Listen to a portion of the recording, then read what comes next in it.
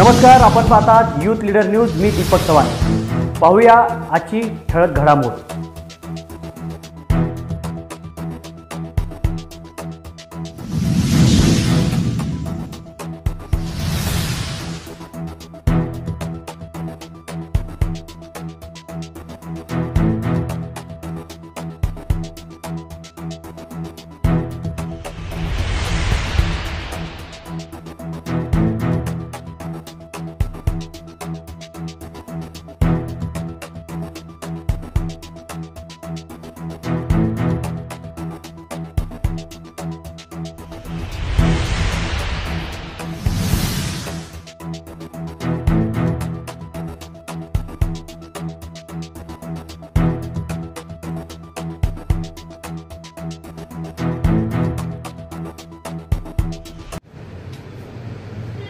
Sangli शहरच्या ST स्टँडच्या जवळ Bhairavnath mobile दुकानमध्ये एक मर्डरचे प्रकरण झालेले आहे.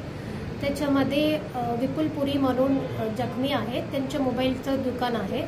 4 आरोपी आले होते एक टेम्पर ग्लास आणण्यासाठी. त्याच्यामध्ये त्यांचे वाद झालं आणि आरोपीने जखमीला मारले आणि त्यांचं मयत झालेले आहे. आतापर्यंत आम्ही गोपनीय माहिती घेऊन 3 आरोपींच्या ताब्यात घेतली. अजून एकांच्या आयडेंटिफाय झालेली आहे. त्याच्यामध्ये अजून पुढे आम्ही तपास करणार आहे.